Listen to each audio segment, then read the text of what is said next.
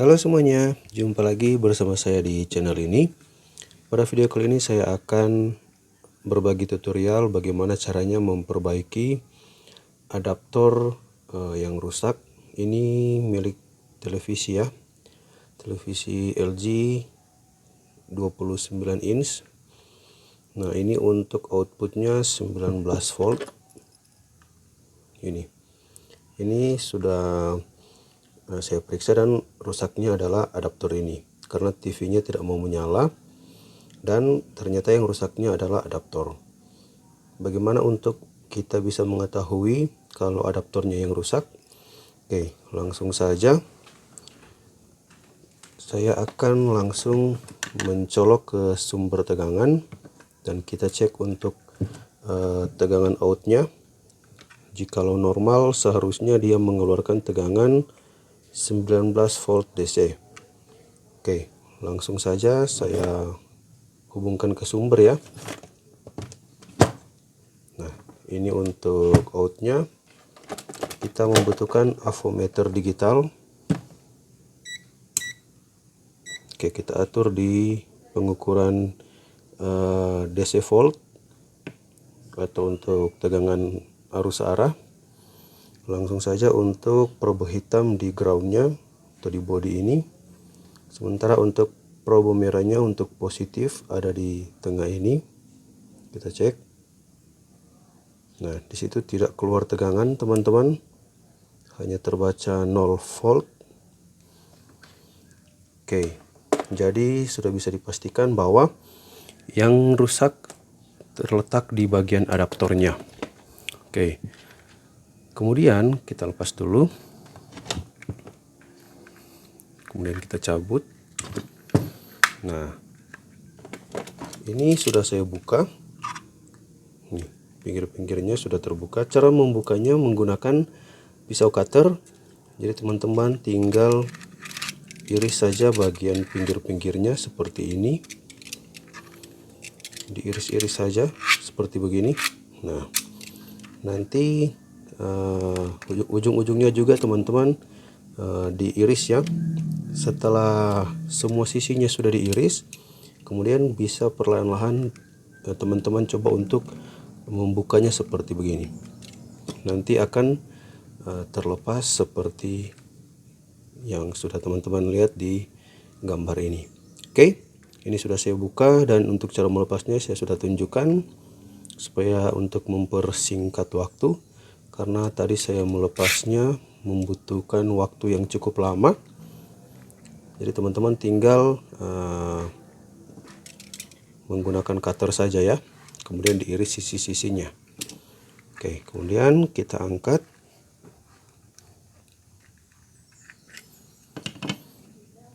Oke teman-teman, inilah untuk bagian dalam dari adaptor ini. Oke, untuk pengetesan pertama, langkah awal untuk kita lakukan pengetesan atau mencari tahu letak kerusakannya, biasanya saya lihat di bagian kabelnya dulu. Biasanya kalau avometernya terbaca 0 volt, itu ada kemungkinan terjadinya hubung singkat di bagian outputnya. Jadi langsung ke kabel, kita gunakan ke bagian ohmmeter yang ada buzzernya supaya bisa gampang ketahui. Nah, jadi kalau dia terhubung singkat atau konslet, dia akan berbunyi ya. Jadi saya akan ukur untuk bagian kabel outputnya. Nah, yang ini.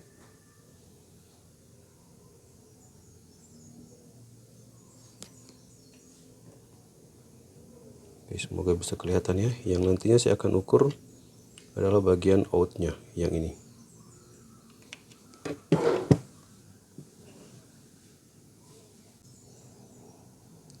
Oke, kita tes. Nah, ini sudah terhubung singkat teman-teman, atau sudah konslet. Dia kalau normalnya dia seharusnya bunyi langsung mati, karena hanya pengaruh elko-nya. Dia bunyi sebentar langsung mati. Tapi ini dia bunyinya sudah terus menerus, menandakan ada yang konslet di bagian outputnya. Jadi saya hanya mencurigai yang akan kita ukur pertama, yaitu di bagian kabelnya. Barangkali di bagian sini mungkin karena panas dia terkelupas kemudian saling terhubung, tapi nanti kita pastikan ya. Kemudian bisa jadi juga elko-nya mungkin short, tapi untuk lebih jelas kita langsung melepas saja salah satu kabel ya. Di outnya kita lepas salah satunya. Oke, saya membutuhkan solder.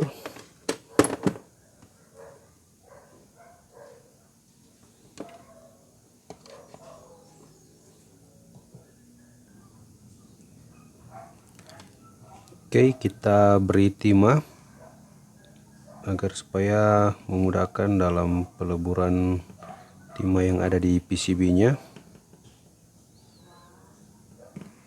Oke, sebelahnya lagi ya.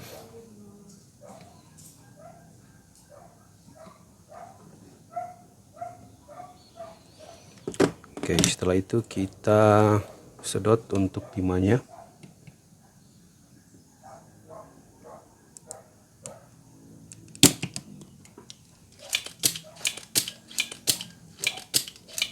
Oh iya, salah satunya saja dulu ya, karena kita hanya ingin memastikan apakah kabelnya yang konslet atau mungkin di bagian yang lain.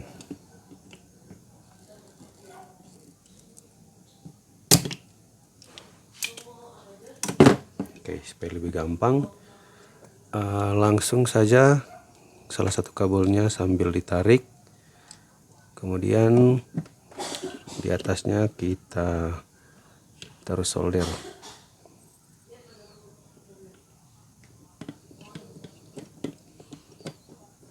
Hati-hati teman-teman karena panas.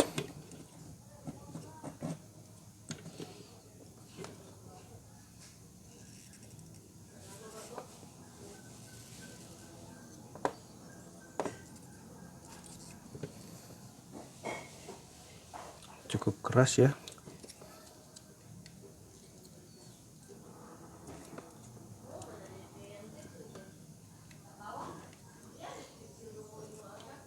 Oke, ini sudah terlepas. Kita pastikan untuk kabelnya, oh ya, di bagian outnya saja dulu ya. Oke, kalau di kabel ternyata kabelnya aman teman-teman, berarti untuk kabelnya aman. Sekalian saja kita ukur untuk kabelnya apakah bagus. Oke, jadi satunya di sini, ini di ground ya. Oke, ini ada hubungan. Kemudian yang kabel putih,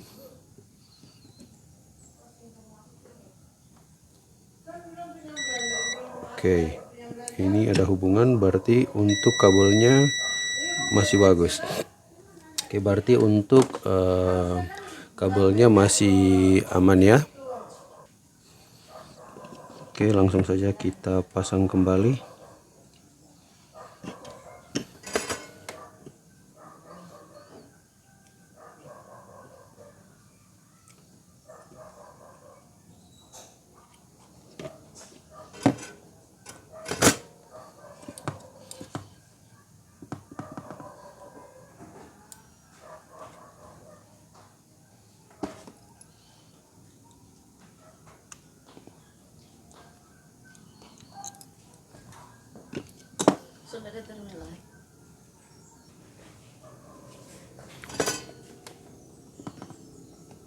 Oke, kita pasang lagi ya, karena untuk jalur outputnya aman.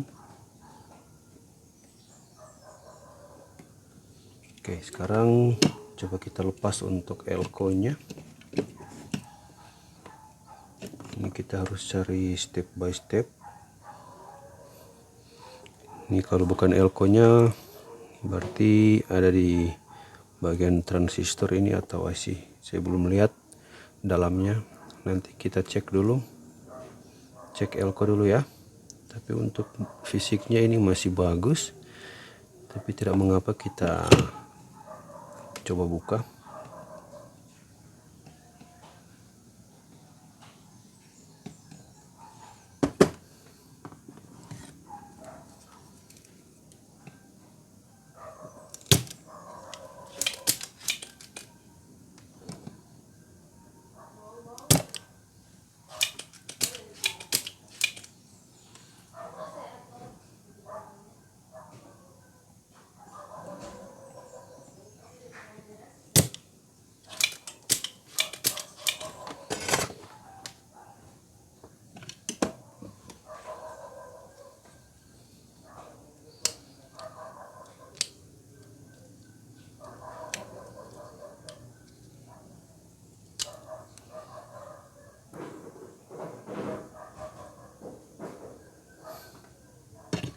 Oke, kita tes untuk elko ya.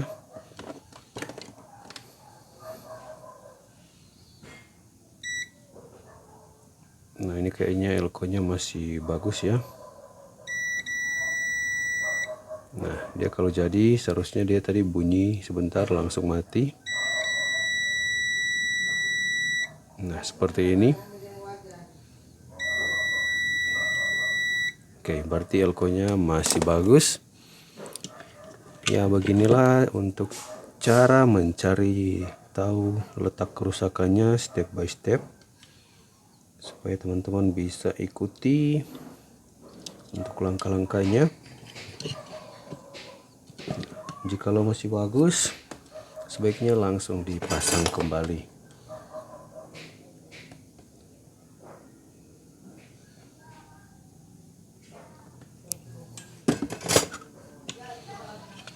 Oke, lalu kemudian kita ikuti jalur-jalurnya.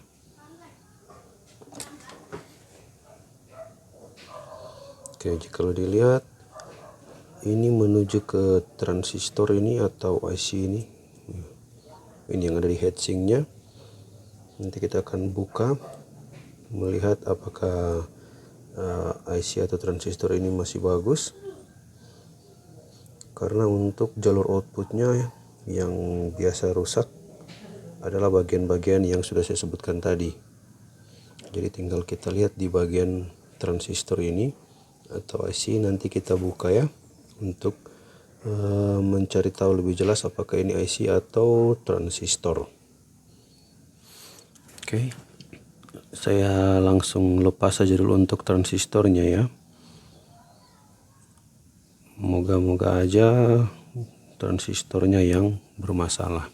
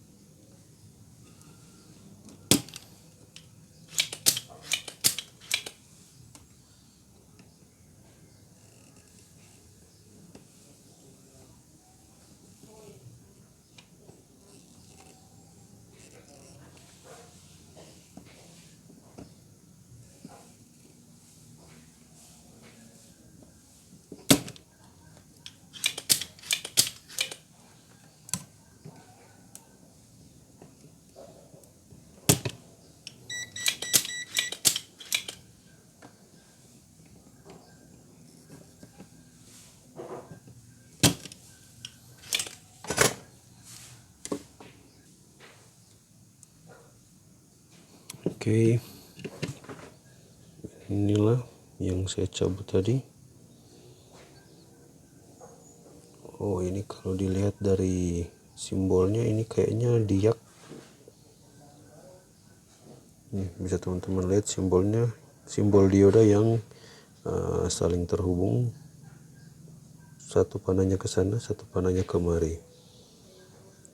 Jadi kalau mau lihat simbolnya ini kayaknya diak. Terus terang saya juga baru lihat untuk komponen ini. Tapi kalau mau lihat dari simbolnya ya seperti itu. Oke, kita ukur kaki-kakinya. Ini sepertinya tidak ada hubungan satu sama lain.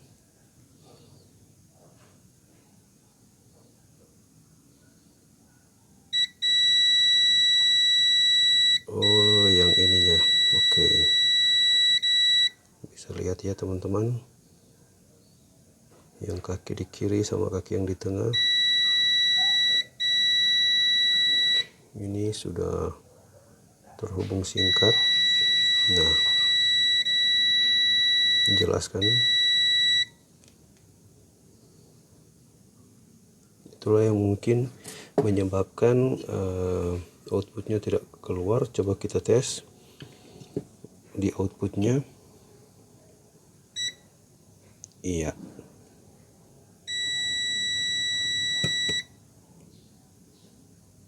Perhatikan. Nah, ini hanya bunyi sebentar langsung mati karena pengaruh elko. Oke, saya putar lagi probonya. Ya. Nah, berarti untuk komponen yang rusak adalah yang komponen ini. Ini jenisnya MBR 20150CT atau yang di atas ini yang LT6119. Oke, teman-teman, jadi ini setelah saya cari di internet, ternyata komponen ini adalah dioda ya. Karena lihat dari simbolnya ini memang sepertinya dua dioda yang dihubungkan secara seperti gambar ini. Jadi masuknya di kaki kiri kanan, keluarnya di tengah. Dan setelah saya melakukan pengukuran bahwa dioda ini yang rusak di antara kaki yang di kiri sama kaki yang di tengah, ini sudah short atau konslet. Oke, sedangkan yang sebelahnya tidak. Nah, jadi hanya ini. Kemudian saya sudah coba cari di toko spare part elektronik, tapi tidak ada stoknya. Jadi saya coba untuk mencari tahu apakah benar-benar komponen ini yang rusak. Jadi saya coba untuk mematahkan saja kakinya. Jadi saya hanya pasangkan dua kaki ini. Karena sewaktu saya lihat di PCB-nya, nih, ternyata untuk kaki kiri dan kaki kanan itu saling terhubung. Sedangkan yang konsletnya hanya di salah satu kakinya. Jadi saya patahkan saja kakinya. Saya akan coba apakah dengan satu dioda bisa mengeluarkan tegangannya, dan jikalau tegangannya keluar maka kita harus lebih baik ganti ya untuk diodanya. Oke, ini saya akan coba dulu apakah benar-benar tegangannya akan keluar. Karena jikalau dilihat dari gambarnya, ini hanyalah seperti dua dioda yang dihubungkan jadi satu. Jadi masuknya di kaki kiri dan kanan, keluarnya di tengah. Kalau lihat dari simbolnya ya. Oke. Jadi saya akan coba seperti ini, hanya memasangkan dua kaki. Jadi kaki yang atau dioda yang konslet itu saya patahkan di salah satu kakinya. Jadi tinggal menggunakan yang ini, kaki kanan dan yang di tengah untuk keluarnya. Oke, kalau di PCB kan sudah jelas kaki kiri dan kanan itu saling terhubung. Nih, jika lo lihat jalurnya ini saling terhubung. Jadi salah satunya saya patahkan yang konslet ya. Hanya untuk memastikan apakah yang rusak adalah diodanya. Oke, langsung saja kita pasangkan. Nah, jadi yang keluar hanyalah dua kaki ya. Oke, hanya yang kaki yang di kiri ini dan di tengah. Oke, langsung saja kita solder.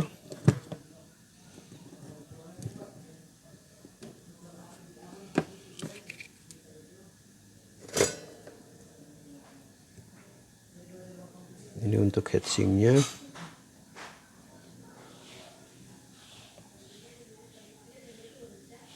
Ini yang tengahnya dan ini yang kaki kirinya. Kalau yang teman-teman lihat tadi posisinya di kanan, karena sudah dipasangkan di PCB maka jadi yang di kiri ya. Oke, ini sudah saya solderkan. Pastikan untuk outnya tidak konslet.